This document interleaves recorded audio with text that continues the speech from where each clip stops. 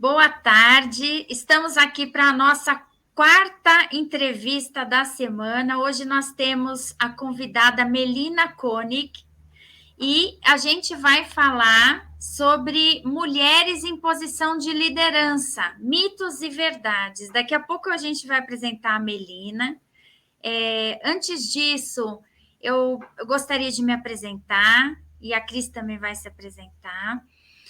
O meu nome é Meilin, eu sou coach, psicóloga e venho trabalhando com desenvolvimento de lideranças e equipes. E já fui do mundo corporativo, tive outra carreira antes dessa e senti na pele o que era estar numa posição de liderança sendo mulher, muitas vezes em reuniões onde eu era a única mulher ou a minoria, né, na sala. Então, isso me mobilizou também, esse tema está vindo à tona agora, e isso me mobiliza a Cris também, a gente trazer essa reflexão para esse bate-papo. E o meu desejo é que cada vez mais mulheres consigam encontrar o seu espaço, a sua realização dentro do que considera que é importante para elas. Então é isso, gente. Cris. Eu sou a Cris Dumont, né? Eu também trabalhei 25 anos no Brasil no mercado de propaganda e marketing. Então, um mercado feminino, digamos assim. E em 2011 eu me mudei para a China. E aí na China, onde eu não podia trabalhar, onde eu não falava a língua, não tinha como me comunicar, eu saí tentando, né, eu estava conversando com a Melina aqui, tentei fazer business, dei aula de inglês para criança chinesa, dei aula de chinês para brasileiro, fui fazendo essas mudanças todas para suprir uma necessidade de continuar a ter uma missão, um propósito, uma carreira, né? Que eu perdi a minha. E aí, nisso, eu encontrei o coaching e trabalho com coaching há mais de 7 anos, né? Sou credenciada pela ICF, como PCC, e encontrei a Meilin num curso de coaching de grupos e equipes, e aí a gente se identificou, principalmente nessa questão da área corporativa, já fomos corporativas, agora trabalhamos como coach, e aí resolvemos colocar essas lives, né, juntas, né, com convidadas dela, convidadas minhas, e a gente está na quarta live da primeira edição. Teremos uma segunda edição daqui a 2 semanas. Quer falar um pouco do nosso objetivo, Meilin?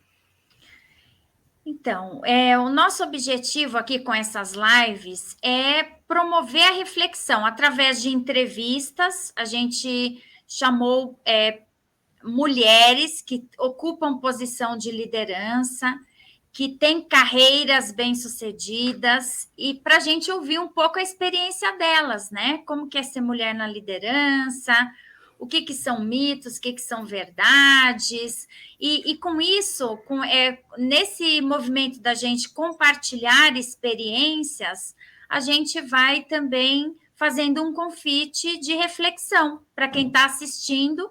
O público, né, que a gente imaginou é de homens e mulheres assistindo essas conversas, não são lives especificamente para mulheres, mas que trazem essa questão das especificidades do desafio de ser mulher na liderança. Que a gente sabe que tem desafios específicos, tem barreiras específicas de gênero para o progresso, né, na carreira de liderança. Então, a gente ninguém sabe, né, nós não somos pesquisadoras a respeito do assunto, né, nós não somos donas da verdade, a gente está aqui mais para promover a reflexão, o diálogo.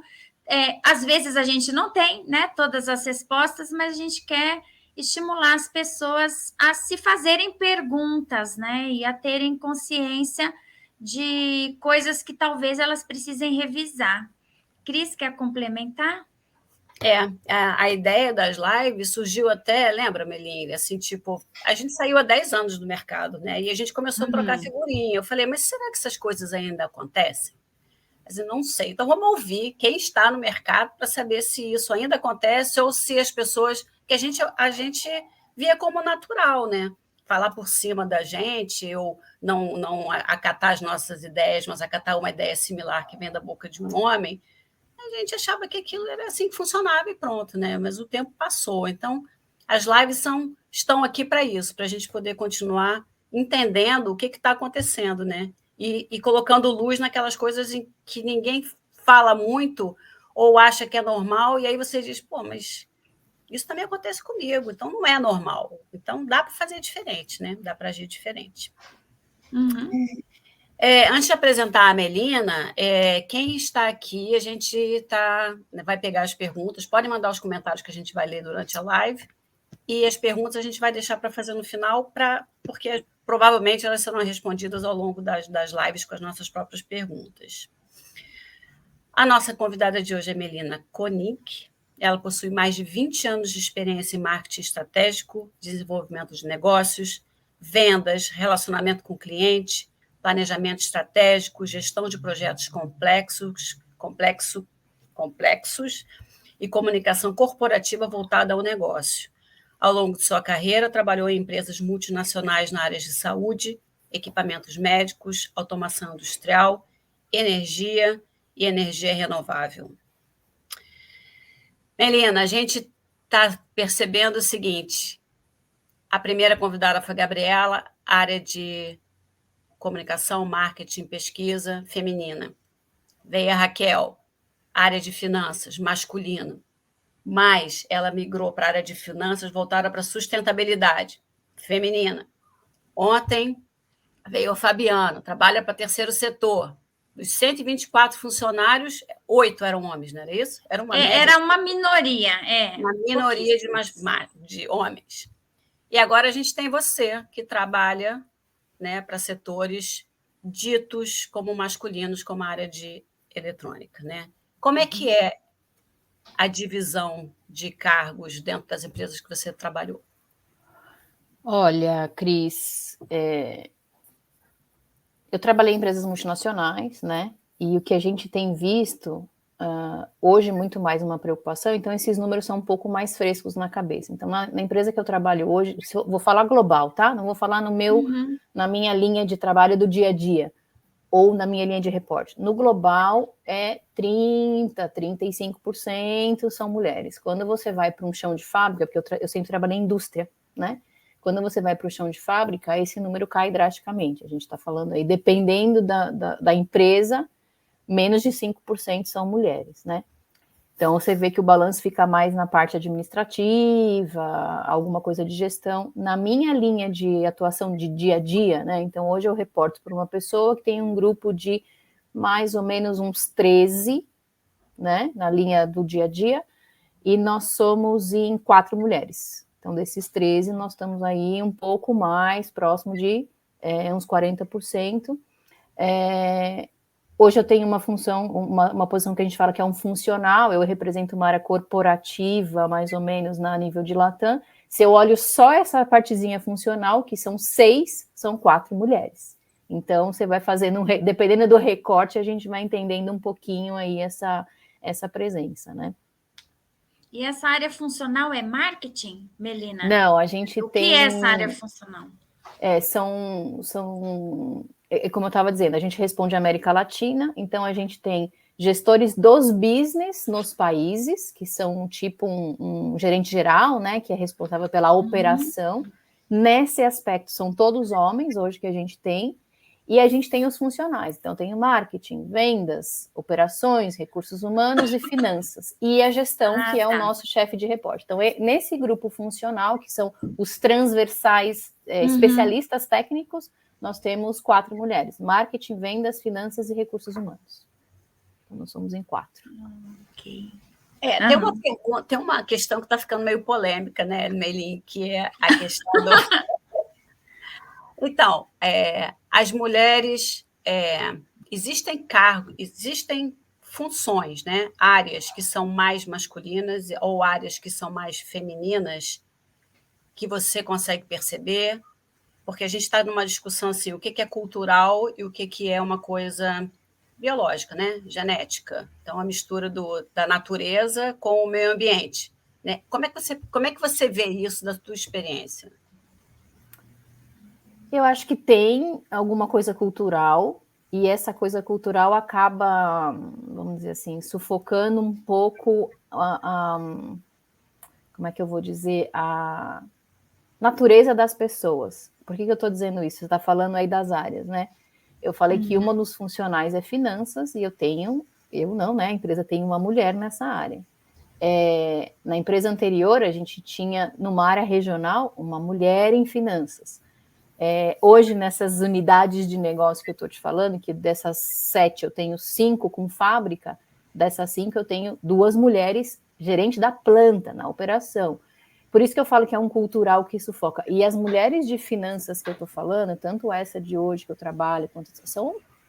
Eu brinco e falo assim, gente, quando eu crescer eu quero ser igual a elas, porque é de um nível de conhecimento e de... Você vê que é da natureza delas, essa veia financeira, esse atributo. Então, por isso que eu acho que é muito mais cultural, né? Da gente falar assim, não, mas ela tem que ser professora, psicóloga, marketing e tal. E essas mulheres arrebentam, dão um show assim de... E não estou nem comparando com homens, tá? Na mesma função. Estou vendo elas como profissionais e indivíduos. Elas arrebentam. Eu falo, gente, eu quero ser igual. Quero ter o mesmo nível de aprendizado e conhecimento delas. Então, eu acho que é um pouco por aí. Acho que a cultura acaba sufocando a natureza, sabe? Isso que me fugiu a palavra, que agora a natureza profissional de cada pessoa, eu acho. Aptidão, eu acho que aptidão de cada... acho que é aptidão. E eu acho que o contrário também acontece. Eu fiz jornalismo, né? Na universidade, eu sou formada em jornalismo, apesar de nunca ter trabalhado. Era uma área majoritariamente na universidade feminina, né? Então, o quanto a gente também não sufoca o outro lado com essa cultura de áreas masculinas e femininas, né? Você tem uma trajetória, né, que hoje você ocupa um cargo de liderança, né? Mas você teve uma trajetória. Você não era líder, você deve ter sido assistente, você deve ter feito essa... O que mudou quando você virou uma líder, uma mulher numa posição de liderança? Eu acho que tem as mudanças naturais, né? O nível de responsabilidade, o tipo de... Eu sempre brinco que quanto mais você vai crescendo ou vai se desenvolvendo, menos você pode deixar de pensar antes de falar, né? Que você não pode falar qualquer coisa porque você se torna uma referência. Isso independente de ser mulher ou de ser homem. Em relação a ser mulher, eu acho que eu percebo, assim, levemente você acaba ficando um pouco mais no spotlight em relação à aprovação, sabe? A mostrar que...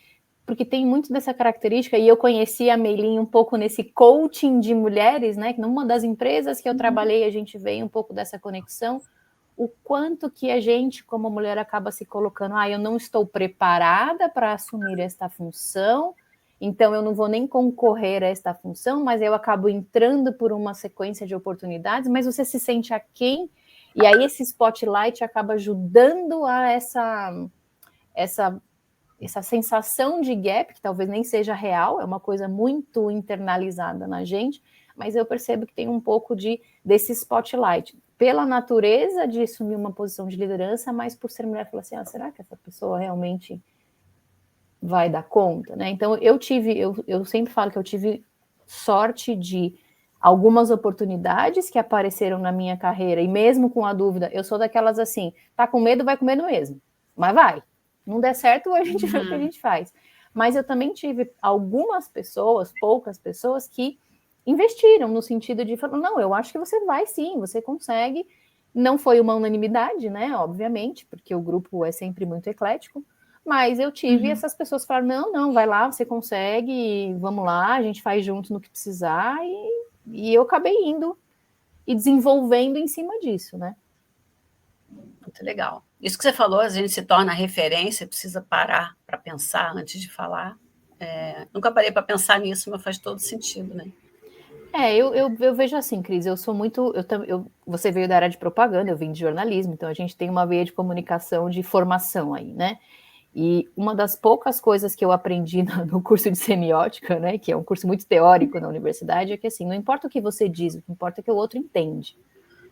Né? Isso foi a única coisa que eu gravei do curso inteiro de semiótica, né? E isso me marcou muito, e eu uso isso muito na vida, de uma maneira geral. E quando eu olho, por exemplo, uma pessoa famosa, um influencer, um político, um artista, eu falo, ele não pode simplesmente falar só o que ele quer, porque são formadores de opinião, não são só influenciadores. E nós, dentro da empresa, eu brinco que o líder é sempre assim. Quando você está falando com o funcionário, você representa a empresa. Quando você está falando com o seu chefe, você representa o funcionário. É essa ponte. Então, eu não posso só falar o que vem na minha cabeça, né? Aliás, ninguém está interessado em saber o que você pensa. As pessoas estão interessadas em ouvirem aquilo que elas querem dentro de um contexto do que a empresa pode fornecer e etc. Não o que a Melina acha, qual é a sua opinião. Não, eu quero saber o que a empresa vai fazer por mim, o que a empresa vai trazer para mim, ou o que o funcionário está trazendo de benefício para esse trabalho, para essa função e assim por diante, né? Estou exagerando, claro, né? Ninguém quer saber minha opinião, mas no sentido corporativo estou colocando, né? O meu funcionário não quer saber se eu já lidei com outros funcionários ou não, ele quer que eu ajude ele a resolver o dilema dele, o trabalho dele naquele momento. É isso, né? É isso que ele quer. Acho que é aí que ele avalia um bom líder. E eu tomo muito cuidado com isso, porque eu não posso simplesmente falar o que eu penso ou o que eu acho como pessoa física, né? Tem que estar no contexto do que a empresa está colocando, né? Quando eu trabalhei no Globo, eu era gerente, né? Mas quando você entra como gerente, você tem que fazer curso de gerência de pessoas, né? E eu me lembro do professor dizendo: se você quiser falar mal da empresa, você vai para o banheiro, chuta o bidê, volta e não fala, nem para o seu chefe, nem para os seus funcionários. Você engole, não é verdade? Mas pode falar num coaching, pode falar em outros âmbitos, né? Tem que ter algumas válvulas de escape, porque senão, né? E complementando, né, um pouco aí a sequência de perguntas da Cris, alguma passagem inusitada que você acha que vale a pena comentar, né? Que aconteceu com você, porque você era mulher, alguma coisa curiosa? Várias. Assim, e no trajeto todo da minha carreira, né? Então, como a Cris falou, eu comecei como estagiária, eu comecei como telemarketing de banco, estagiária, vendedora de loja, enfim. Então, já tive exemplos na linha não era um assédio sexual propriamente, mas nessa linha um pouco mais, né? Mas já escutei assim, você pode fazer um bom casamento, você não precisa trabalhar. Já escutei assim, eu não vou te explicar isso porque você é mulher. Já escutei assim, teve algumas situações que a empresa mudou a organização e trouxe mulheres para fazer a função de uma função. Dividiram, colocaram 2 mulheres para fazer o trabalho de um homem. Já escutei de tudo, assim. E inclusive de pessoas, algumas dessas passagens de pessoas que eram homens, né? Pais de meninas. E isso sempre me fez refletir, falar assim, o que esse cara espera para a filha dele? Será que ele entende que a filha dele também vai encontrar uma pessoa como ele? Ou ele quer que a filha dele faça um bom casamento e viva aí? E eu não tenho nada contra. Eu acho que se a pessoa tem como vontade de ser uma dona de casa, fazer um bom casamento, não é só do sentido financeiro. Eu tenho um excelente casamento, não preciso depender financeiramente. Eu acho que são N discussões, né? Cada uma vem em função daquilo que quer para a sua vida, né? Quantas mulheres trabalham 20 anos no mundo corporativo, se tornam mães, decidem se dedicar, e tudo bem. Só que a questão é a opção. Não é você me colocar isso não como é um estereótipo, um rótulo. Né? Um rótulo. Exato. Então, assim, já ouvi de tudo. Uma das vezes eu escutei uma das passagens que a pessoa falou assim, eu não vou te explicar isso. Um diretor, eu já tinha uma posição de liderança, eu já era líder de pessoas, era gestora de marketing da empresa, ele falou, não vou te explicar isso porque você não é engenheira e é mulher. Então você pode tomar o rumo da porta, porque eu não vou ajudar no que você precisa. Você veio aqui me pedir uma ajuda, então você, por favor, toma o rumo da porta. Porque, né? Ele falou isso na frente da minha equipe, era aquelas coisas de open space, né? Eu falei, tá bom. Aí ele me olhou meio assim e foi embora. Não me falou e foi embora. Mas tá bom, então mas é tudo muito no instinto, né? Acho que agora, talvez, a gente esteja vendo com um pouco mais de clareza numa questão de comportamento consciente. Até então, é tudo muito no instinto. Tanto do fato, quanto acontece, quanto da reação. Eu já tive também situações que eu reagi e falei, você pode fazer um bom casamento. Tipo, você não fala nada, né? Você vai falar o quê, né? Você fica tão embasbacado com o negócio, ou não tem a consciência, não é uma coisa consciente, você fala, vou responder o quê, né? Vou falar o quê? A Bianca é uma das nossas participantes aqui. Ela me mandou uma mensagem falando de um termo novo que existe hoje em dia chamado mansplain. Já ouviram falar nisso? Man de homem, plain de explain. Mansplain é quando o homem explica para a mulher detalhadamente aquilo que ele pressupõe que ela não sabe, mas que ela sabe mais do que ele, né? Então você vê que essas coisas ainda continuam acontecendo, né? E a ponto de ter um neologismo para dizer que comportamento. Exato. Né? Exatamente. Mas eu acho que é bacana quando a gente ouve esses relatos, né? A minha esperança é que, ouvindo os relatos, homens e mulheres se questionem a respeito de certas falas, de certas reações. Porque é aquilo que vocês falaram, é muito inconsciente, é automático, né? E precisa deixar de ser. A gente precisa começar a se dar conta, né, de que isso tem certas coisas que não são aceitáveis, né? Essa resposta, não vou te explicar porque você é mulher, não, assim, não tem, não é aceitável mais, né? Não, acho que é uma falta de respeito, né? Receber aí o julgamento é a falta de respeito, né? Até porque nesse caso a pessoa tinha vindo me pedir uma ajuda para uma questão.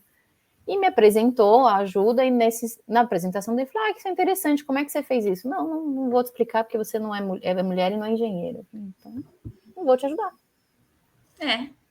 Bom, reciprocidade ele teve, né, Melina? Exatamente. Se ele não te deu nada, você também não. A gente não fala muito de rapport, dessa identificação, então eu devolvi a identificação que ele me trouxe. Exato.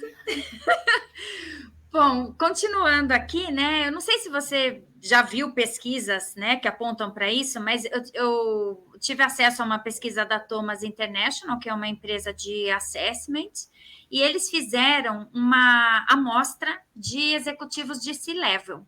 Então, são executivos ou presidentes ou aquelas pessoas que se reportam a presidentes. Então, eles pegaram homens e mulheres de alta gestão e aplicaram dois tipos de avaliação de inteligência emocional e de personalidade, para ver se tinha diferença de traços, né, e de inclinações, de preferências, né, de atuação nesses dois grupos, homens e mulheres. E o que eles descobriram é que não tinha diferença significativa. Então, nesse nível, empatia, por exemplo, era um ponto que apareceu, né? Estava presente, mas na mesma medida, né? Estatisticamente falando, para homens e mulheres. E outros traços também, né? Outras características. E aí, o que você pode comentar disso, né? Com base na sua experiência, como que você recebe, né, essa informação? A minha primeira reação é o seguinte: eu acho que é um recorte em função do perfil do pesquisado.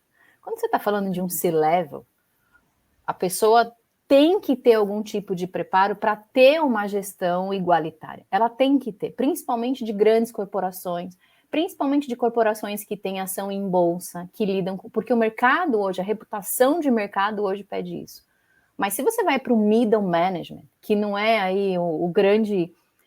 Que é o gerador, né, o carregador de piano, não acho que é assim, pelo menos não foi na minha trajetória. E eu acho que vai muito de pessoa para pessoa, de organização para organização. Eu já trabalhei em empresas em áreas majoritariamente femininas com gestão masculina, e era muito difícil, porque há muitos anos atrás, né, porque a mulher ainda tinha muito dessa coisa. Eu acho que hoje está começando a mudar dessa coisa a própria mulher mina a mulher. Eu acho que nós somos diferentes um pouco nesse sentido do homem, porque o homem se protege, se defende. Eles são muito mais corporativistas nesse sentido. A mulher não, a mulher quer minar a outra, por causa do sapato.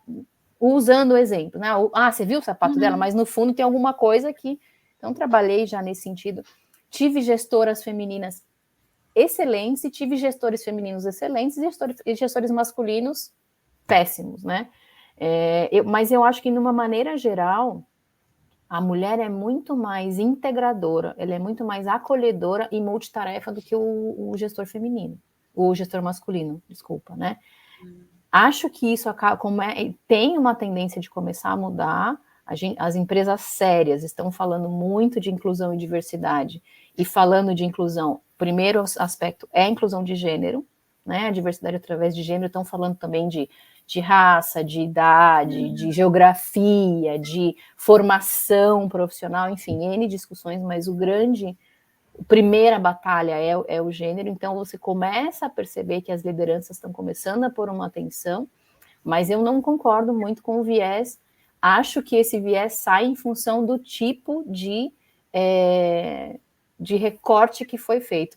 Eu li um livro, na verdade eu comecei a me interessar um pouco há uns 2 anos atrás, por um termo que a gente chama hoje de capitalismo consciente, né? E dentro do capitalismo consciente, eu não vou lembrar o termo que eles usam, mas eles falam muito da liderança equilibrada, né? Então, o bom líder é aquele que consegue desenvolver as características que são de natureza feminina, que não quer dizer que são exclusivas, a inclusão, a escuta efetiva, multitarefa, e de naturezas masculinas, processo, raciocínio lógico, que não quer dizer que você sendo mulher... Só o homem tenha, né? Exato, então ele fala muito sobre como que você desenvolve como líder os 2 pilares, para que você tenha... Tem momentos que você precisa ser mais racional, tem momentos que você precisa ser mais inclusivo, tem momentos que você precisa escutar mais, tem momentos que você precisa falar, não tem discussão, não é uma democracia, é uma empresa, né? Eu sempre falo nas empresas, isso aqui não é uma democracia, vence o que vota mais, não, nós temos que responder a expectativa de alguém, nós trabalhamos no mercado privado, né? Independente se é homem ou mulher. Então, e isso me chamou muita atenção, porque fez muito sentido para mim, né? Mas não é o que a gente vê no middle management. Eu acho que lá em cima, no C-level, é uma obrigação. Fico feliz que a pesquisa deu esse resultado, porque mostra que essas pessoas estão se preparando nesse sentido e começa a não ter diferença. Mas no middle management não é o que eu enxergo no dia a dia, não. Boa resposta. Muito bom. Para a gente pensar, né? Assim, exatamente. Agora, é interessante também que o pré-requisito, né, para estar nesse top management não é ser homem ou mulher, né? Porque se tivesse alguma característica que homens têm mais do que mulheres, por exemplo, ou que mulheres têm mais do que homens, e estava bem equilibrado. Então, também é uma boa notícia, né? Que não tem isso. Então, a gente está falando... Não, eu queria falar que eu acho bem corajoso da Melina falar uma coisa do tipo, a mulher mina a mulher, e os homens se protegem. Porque a gente está ouvindo isso nas últimas 3 lives que a gente perguntou de situações inusitadas, apareceram mulheres que ferraram com outras mulheres. A gente fica nesse discurso, porque é homem, mulher? Não. Não, as mulheres também têm essa coisa da competitividade, né? E a gente precisa entender que a gente tem isso, sim, né? E que um ambiente só de mulheres é diferente de um ambiente só de homens. E aí que vem a diversidade, né? Eu brinquei nesse grupo funcional que de 6 somos 4 mulheres, né? Os homens começam a falar, não, peraí, tem que equilibrar a diversidade do outro lado, nesse grupinho, claro que no maior, né? Porque hoje os homens são minoria nesse contexto, né? Mas e eu acho que esse é o tema da diversidade. A diversidade não é dizer da inclusão da mulher, é do equilíbrio. Então, você citou alguns tipos de setores, vamos chamar assim, profissionais, que são predominantemente femininos, que também não têm uma inclusão e uma diversidade. Então, a gente também tem que olhar os 2 lados. Uma coisa é a gente falar da inclusão pelo equilíbrio, ou defender uma pauta feminista, que eu acho que não é esse, e muitos vão por aí, né? Isso que é uma pena, muitos vão por aí. A gente tem que defender o equilíbrio, a igualdade, a equidade, a paridade, né? Exato, seja de homens e mulheres, de geração X, geração baby boomers, e o que for, né? No sentido do que for, né? Que os homens também passam por isso, porque eu tive que ficar com a minha mãe no hospital, lá que ela ficou no UTI, ficou internada durante um tempo. Gente, eram assim, 10 enfermeiras e um enfermeiro homem. Era um homem, né? E que tinha uma vantagem, ele era forte. Então, na hora de levantar minha mãe da cama, que era o que precisava, tinha que chamar ele, né? Eficiente do que as enfermeiras. Mas é um se não está no turno dele, temos um problema, né? Temos que chamar 2 enfermeiras para fazer o trabalho de um homem.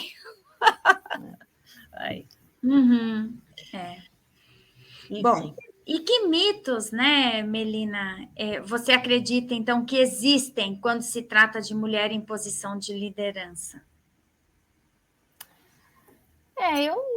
Eu acho que a gente está num momento hoje que é difícil você falar entre mitos e verdades. As coisas estão mudando tanto e vai muito de cultura, de empresa. Eu trabalhei em empresa europeia, a Cris está aí na Europa, eu já trabalho para uma empresa americana. É muito difícil falar do que é mito, né? Eu acho que o que tem ainda são estereótipos, né? Ainda existem estereótipos dessa mansplain que a sua conhecida mencionou. Eu acho que tem. Eu sou mãe recente, né? Eu tenho um filho de 3 anos. Eu acho que tem muito estereótipo em torno da maternidade no ambiente profissional. Nesse ambiente profissional, numa gestão, num trabalho mais operacional e ainda mais numa gestão de liderança. Então, eu já escutei assim no passado, né? Ai, olha, uma pessoa, ela era VP Global de Recursos Humanos. Não, mas ela é um exemplo na empresa, porque ela tem 5 filhos e viaja 9 meses por ano. Exemplo de quê? Pensei comigo, nunca falei isso para ninguém, né? Mas exemplo de quê? Como é que ela se realiza como mãe, ou como mulher, ou como profissional? É isso que importa, né? Então, eu acho que tem muito ainda desses estereótipos que a gente tem que ir lutando. Aí não é só no ambiente profissional, eu acho que esse é um pouco do que a gente tem que trazer para reflexão. É a gente dentro de casa, como mãe, como esposa, como filha, como irmã, com os homens com quem a gente convive e com as mulheres que a gente está formando. Não é falar assim, tem que ensinar o seu filho a lavar louça. Não é só isso, né? Mas é toda a construção que a gente está... Porque o meu filho vai ser um gestor lá na frente, né? E ele vai conviver com mulheres. Então, claro que eu tenho que fazer meu papel dentro da empresa, mas o meu papel também fundamental é como indivíduo, né? Para quebrar esses estereótipos. E você tem de tudo, né? Hoje, eu às vezes acompanho muitos relatos no próprio LinkedIn. Voltei de licença maternidade e me demitiram. Pedi demissão porque não tinha com quem deixar meu filho, a empresa me pôs de home office. Então, tá muito variado hoje, né? Acho que é um momento de uma transição tão profunda que é difícil você falar em mito e verdade, porque cada um tem uma realidade diferente, eu acho, sabe? Eu acho que tem, sim, empresas que... Assim como a gente tem como falar do híbrido, para mim é a mesma coisa. Todo mundo fala, quais são os mitos e a verdade de trabalhar em home office? Eu vi uma notícia ontem no LinkedIn da Tânia Constantino. A Tânia Constantino é a CEO da Microsoft América Latina, e eu conheço ela do mercado elétrico, porque ela foi CEO da Schneider, que a gente estava mais ou menos na mesma esfera. E ela falando assim, as empresas que falarem que agora acabou a mordomia da pandemia, todo mundo vai voltar a trabalhar presencial todos os dias na empresa mandatório, vai perder funcionário. Então, tem empresas que têm esse perfil, tem empresas que são mais inclusivas, e a gente não sabe determinar o que é mito, o que é verdade. Né? A experiência que eu tive com a pandemia é de todo mundo trabalhar muito mais, ter muito mais gente trabalhando muito mais do que ter gente fazendo corpo mole que estava em casa mais do que no escritório. Então, eu acho que vai um pouco... É uma fase muito difícil profissionalmente, né, corporativamente falando, porque nós estamos numa mudança profunda. A pandemia acelerou isso, as discussões de inclusão, de diversidade, através de ESG, de políticas de sustentabilidade, do que for, estão trazendo isso. Estamos vendo empresas que se impactam por isso e outras que ainda não estão, mas é uma esfera muito misturada nesse momento, eu acho, né?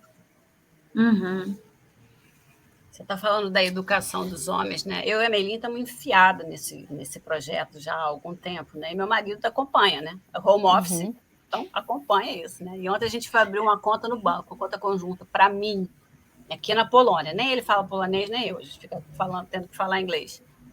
E tudo que a gerente falava, ele pegava. Deixa que eu vejo. Ela falava, checa seu nome. Aí ele pegava o celular da minha mão e checava. Agora não sei o quê. Aí teve uma hora que eu falei, se eu não te pedir ajuda, você não precisa me ajudar.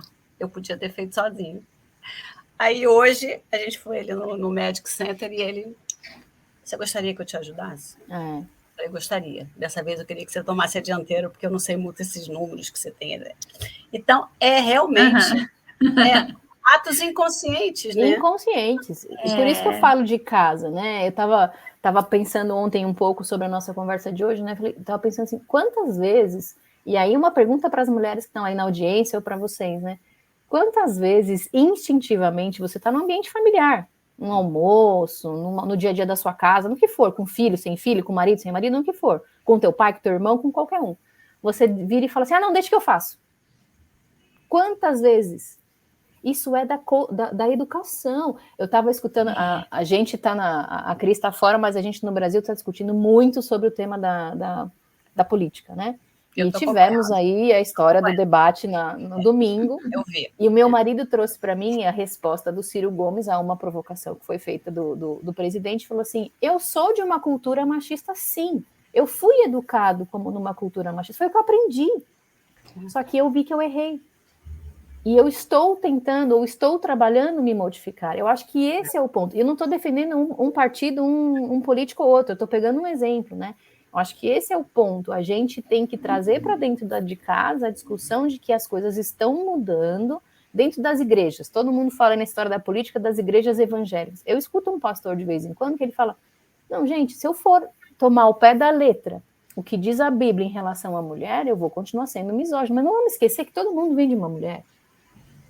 Né? Não vamos esquecer da posição que a mulher ocupa na vida, no dia a dia da gente. Então, é cultural. Por isso que a gente tem que trazer. As empresas, eu defendo, até uns 2 anos atrás, eu achava um horror esse negócio de falar assim, vamos fazer uma política para favorecer as mulheres dentro da empresa. Eu achava um horror, eu achava isso muito artificial, né? Se você tem que me defender como uma minoria, você está desqualificando o meu mérito, eu achava, né?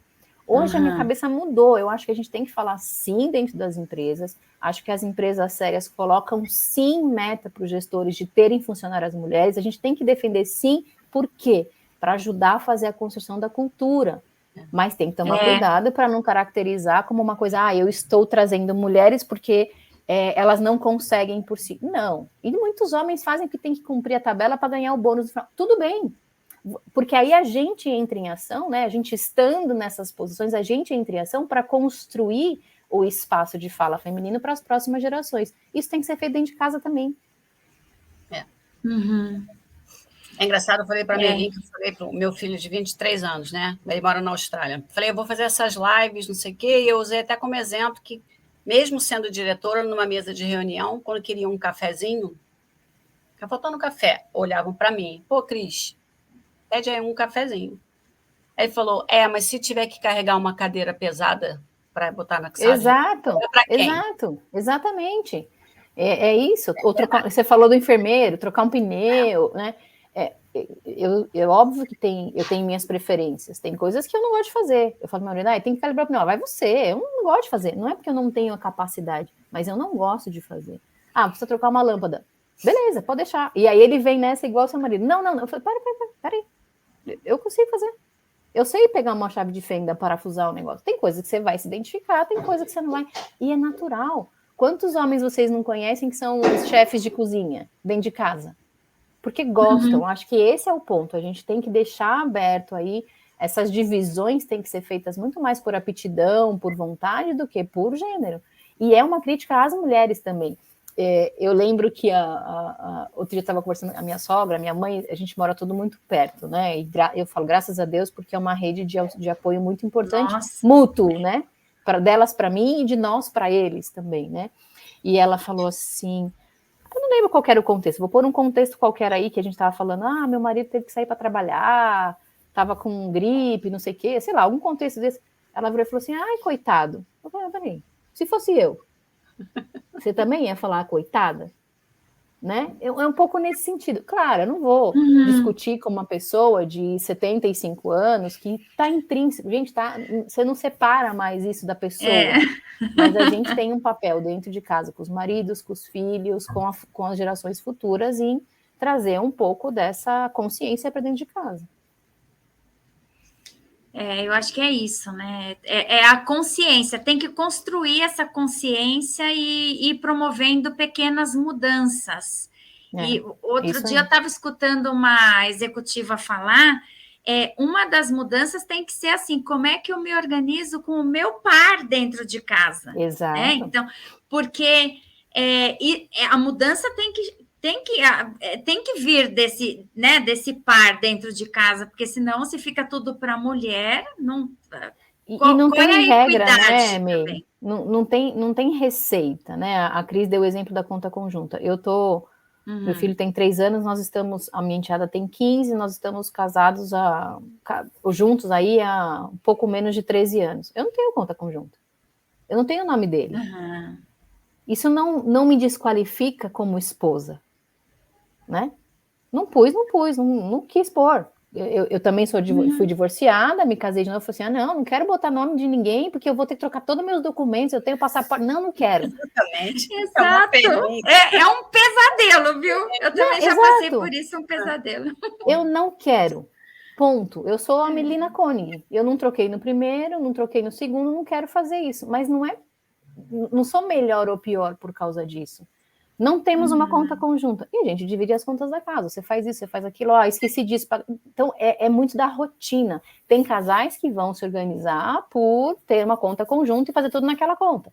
Tem casais... Eu já vi casais que...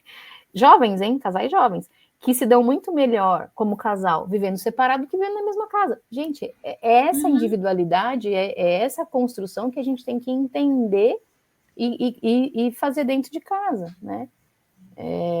A mudança vem um pouco por aí, claro que tem uma linha muito tênue aí do respeito ao outro, do direito, né? Isso tem que ser discutido dentro da comunidade que você está convivendo.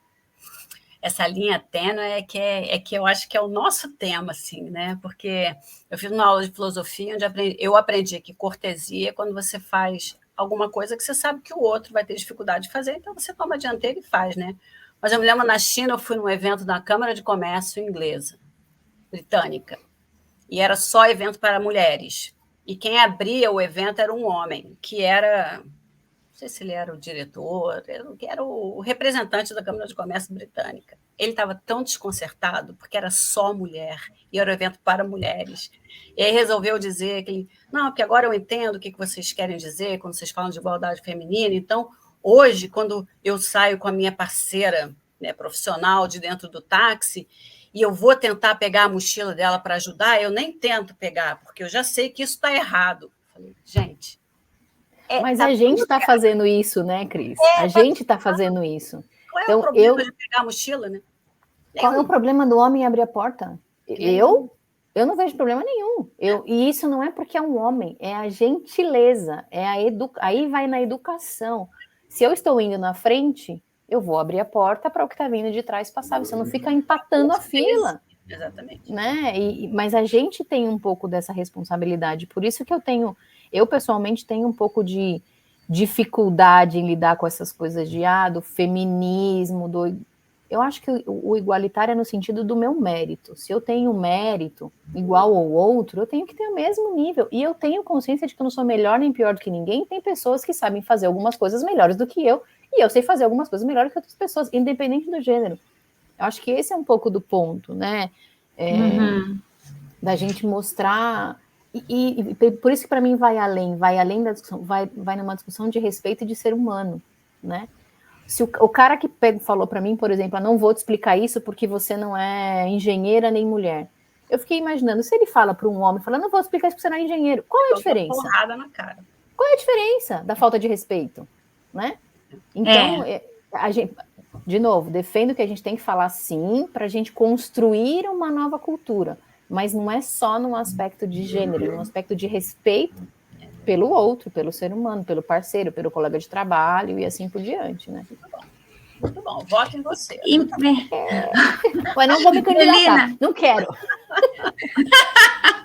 Ô, Melina, e olhando assim a sua trajetória, né, do começo até agora, o que você vê que já está tendo de evolução nas empresas, né, nos ambientes que você está circulando a respeito desse eu assunto? Acho que o espaço de fala, eu vejo que é uma diferença. Eu comecei a trabalhar efetivamente no ano 2000, então eu trabalho há mais de 20 anos, né? A gente fala 2000, parece que foi outro dia, né? Mas são 22 anos, quase 23 anos, que a gente passou do ano 2000.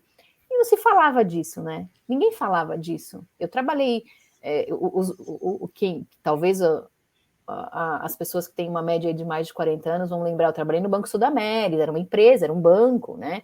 Eu trabalhei em algumas corporações, tal, não se falava disso. Então, acho que isso é muito, muito recente. Eu estava refletindo quando que nós começamos a trabalhar isso, né, Meilin, no coaching para mulheres, que se começa a falar, sei lá, não tem mais do que 5 anos, não tem mais do que 5 anos, que eu comecei a ouvir isso, né? Eu acho que essa é uma mudança importante, a gente ter o espaço de fala, e hoje eu defendo isso um pouco que eu falei para vocês, que eu tinha muito preconceito de falar assim, ai, não, vamos fazer um programa de inclusão e a gente tem que ter uma meta de 50% mulher, 50% homem como uma meta. Eu acho que hoje tem que ser feito sim, as empresas estão, não é um tema de cota, ninguém está falando aqui de cota ou nada disso, é uma questão de você colocar isso como uma regra, ou como um KPI, como a gente diz no mundo corporativo, para dar o espaço de fala e a construção da cultura. E aí vem um papel muito da responsabilidade. Eu acho que essa é uma outra mudança. Hoje, as mulheres que estão nesse papel de liderança, principalmente em empresas que pregam essa história de inclusão e diversidade, têm que aproveitar o espaço. Tem que fazer um pouco mais para construir o espaço de fala e a discussão, né? Não é só pela posição que está ocupando, mas é pela mudança que a gente está vendo que está acontecendo aí. Tem muita coisa que eu vejo ainda que é para propaganda de rede social. Eu vivi um pouco isso, de fazer parte de um programa que já nem existe mais no passado, né? Não na empresa atual, mas numa empresa que já nem existe mais, porque aquilo que eu falei para vocês. Tem que falar que tem, porque tem ação na bolsa, porque isso, porque aquilo. Então você precisa. Faz só para mostrar isso, não é de verdade. Exato. Né? Então, mas eu quero dizer o seguinte: tem empresas sérias que estão fazendo programas sérios nesse sentido, ainda que seja forçando por um KPI, por um objetivo. Tem empresas que dizem que fazem e não estão fazendo, e tem aquelas que ainda não estão conectadas com isso, ou fazem de uma maneira. Como é que eu vou dizer? Não estruturada, vamos dizer assim, né? Que fazem porque sentem que tem alguma coisa acontecendo. Então, eu acho que essas são algumas das mudanças. A gente está falando mais, a gente tem alguns vanguardistas que estão se preparando para isso. E eu acho que é por aí que vai. Para mim, é uma linha de maturidade, né? A mesma linha de maturidade que a gente fala hoje de sustentabilidade, que a gente fala hoje de cuidar diferente do planeta, tal, a gente está mais ou menos nas linhas de maturidade similar em relação à inclusão e diversidade. Pelo menos você escuta, eu acho que essa, para mim, é a grande diferença que eu vejo aí nesses 20 e poucos anos de trajetória aí, né?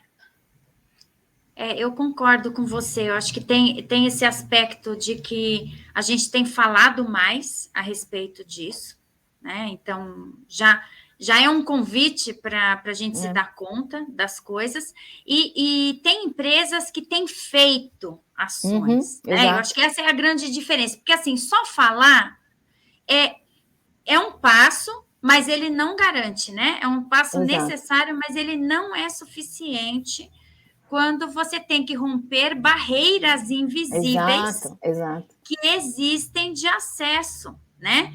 E a gente não pode ser ingênuo de falar, demos a mesma oportunidade, mas não veio nenhuma mulher qualificada para concorrer nessa vaga. Eu sei porque eu já fui de RH. E a gente abria determinadas vagas e não apareciam mulheres. Até que a gente teve as metas. Exatamente. Né? Exatamente, porque senão você põe aqueles pré-requisitos que já também são bloqueadores de acesso. Porque as mulheres elas não tiveram iguais condições, né? Então, quando a gente fala de igualdade, é quando você parte do mesmo ponto de partida. Tem mulheres que não partem do mesmo ponto de partida, né? Assim, se a gente compara na concorrência. E aí fica mais difícil. Então, quando você tem indicadores para realmente cumprir, né? Você tem metas, então você precisa colocar num hall de 3 candidatos pelo menos uma mulher. Exatamente, né? Isso mesmo. Então, aí você se esforça mais, porque é mais fácil, para algumas posições, é mais fácil encontrar 3 candidatos homens. Se não tiver a meta, vai ficar nisso. Então, acho que esse ponto que você trouxe é bacana. E quando a empresa é séria, está fazendo isso, por isso que hoje eu concordo com a meta que eu falei do KPI, né, que eu era muito resistente antes, mas hoje eu concordo, você começa a ter sutis reflexos. Eu já cheguei a escutar assim, é impressão minha ou esse cara não deixa você falar? Não fui eu que falei. Eu não tinha percebido. É impressão minha ou essa pessoa não deixa você falar? Então, os outros começam a ter percepções. A gente cria o espaço de fala para criar esse impacto na consciência. Por isso que eu falo. E aí a minha resposta para a pessoa foi, olha, obrigada, não tinha percebido. Obrigado pela sua consciência. Espero que você leve essa consciência para dentro da sua casa. Porque é isso que eu estava falando no começo. A gente tem que trazer de casa para o ambiente do trabalho, para as convivências, para as relações, para a gente fazer essa construção. E não tem nada a ver com não ser educado, com não ser gentil, é a gente ter o espaço dessa construção. E você falou de linha de maturidade, eu estava com uma ideia na minha cabeça que agora faz sentido com esse contexto de linha de maturidade, que é, eu tenho mais de 50, né? Então, a minha mãe não trabalhava. A grande maioria das mulheres não trabalhava. Meu pai, quando a gente foi morar na França, ele disse, aprenda francês para quando você voltar ao Brasil, você ser secretária executiva.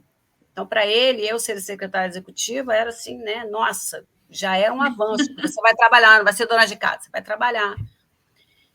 Agora, os homens, né? Aí eu volto para os meus filhos, né? Meu filho de 23 anos, que nasceu comigo trabalhando, viveu comigo trabalhando, que vem aqui para casa e vê eu sentada trabalhando.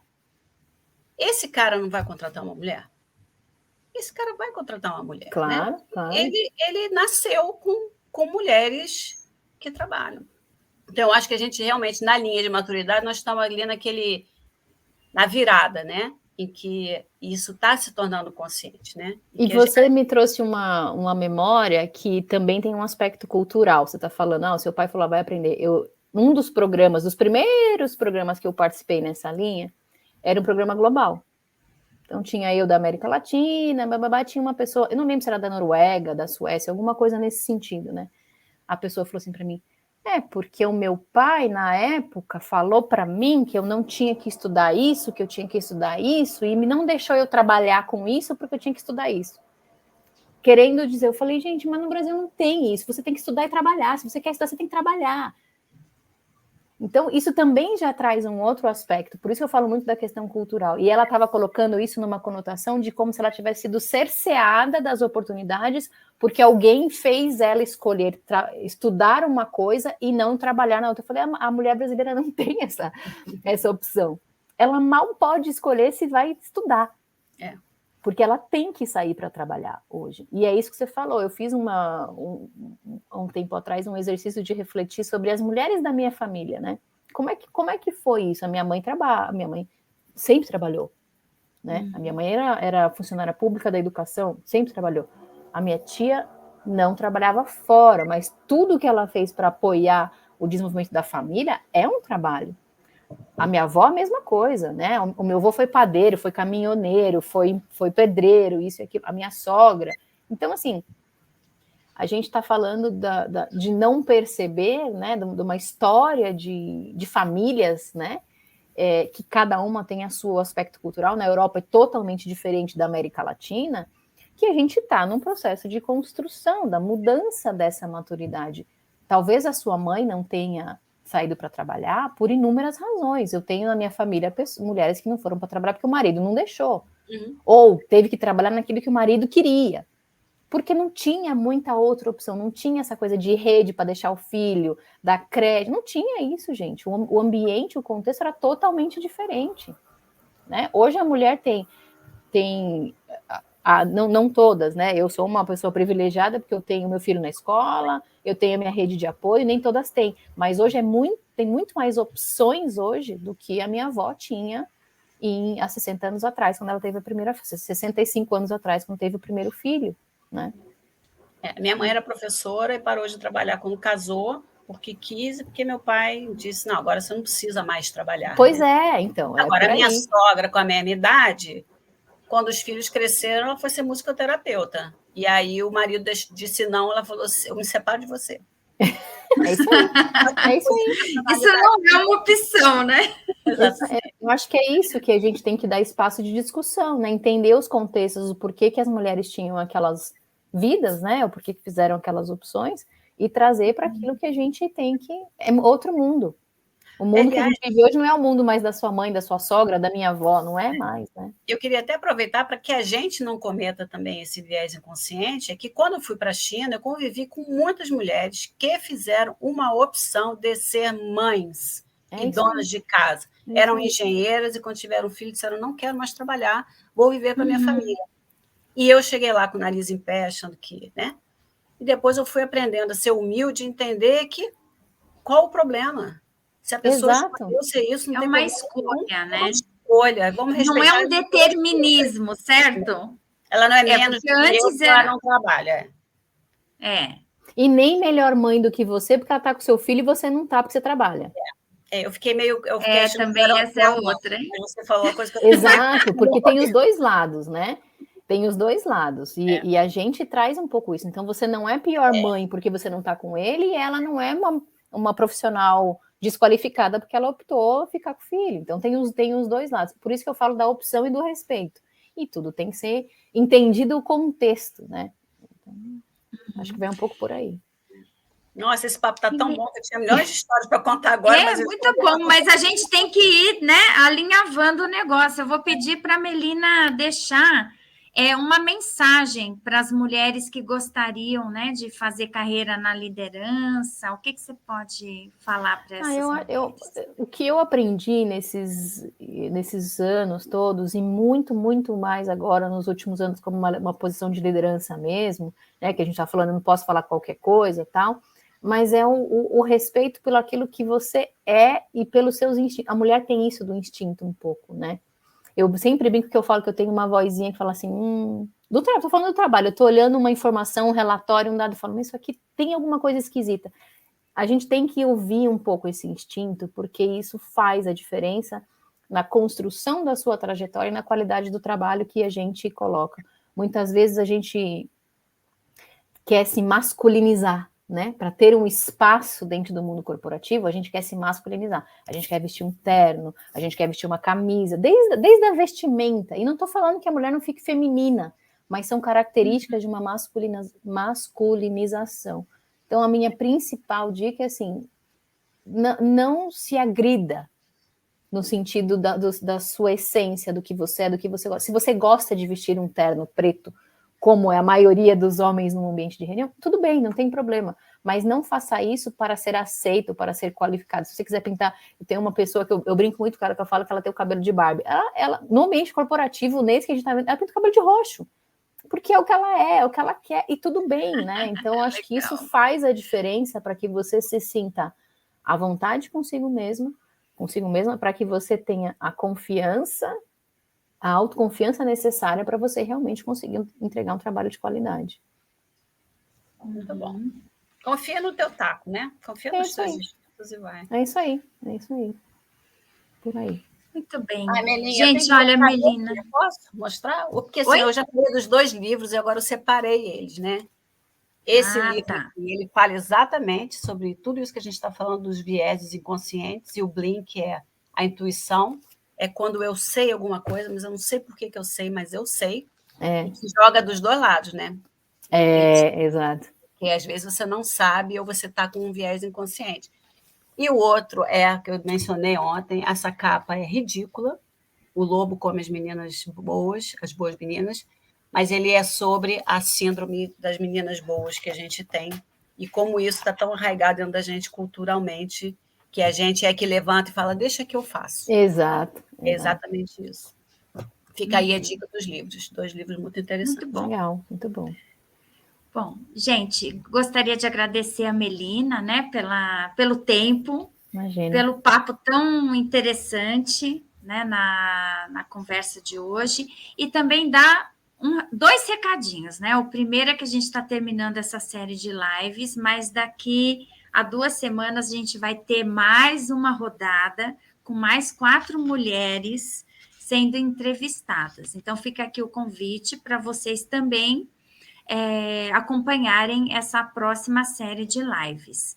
E também comunicar que eu e a Cris vamos abrir uma turma de coaching de grupo para mulheres na liderança, que é uma forma de criar um espaço de reflexão, de troca sobre desafios específicos enfrentados aí por mulheres. Então, fica aqui o convite, se quiserem saber mais, acionem, né, entrem em contato comigo ou com a Cris, e a gente passa mais informações.